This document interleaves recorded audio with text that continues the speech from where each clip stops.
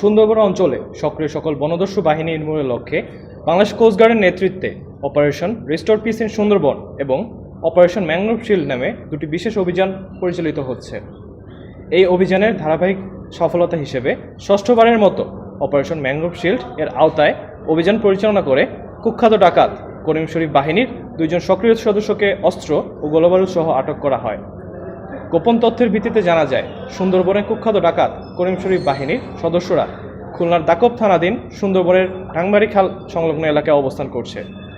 প্রাপ্ত তথ্যের ভিত্তিতে আজ 17 মে 2026 রবিবার ভোর 4টায় কোস্টগার্ড বেস মংলা কর্তৃক উক্ত এলাকায় বিশেষ অভিযান পরিচালনা করা হয়। অভিযান চলাকালীন কোস্টগার্ডের উপস্থিতি টের পেয়ে উক্ত ডাকাত দল পালানোর চেষ্টা করলে আভিযানিক দল ধাওয়া করে একটি বিদেশি 1 বন্দুক, 2টি দেশীয় 1 বন্দুক, 24 রাউন্ড তাজা কার্তুজ সহ করিম শরীফ বাহিনীর 2 জন সক্রিয় সদস্যকে আটক করতে সক্ষম হয়।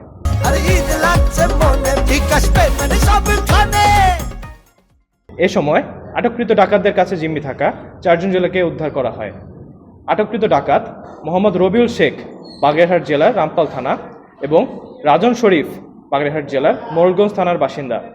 রাজন শরীফ করিম শরীফ বাহিনীর সেকেন্ড ইন কমান্ড হিসেবে দীর্ঘদিন যাবৎ সুন্দরবনে ডাকাতি সহ সাধারণ জেলে ও বাওয়ালিদের জিম্মি করে মুক্তিপণ আদায় করে আসছিল।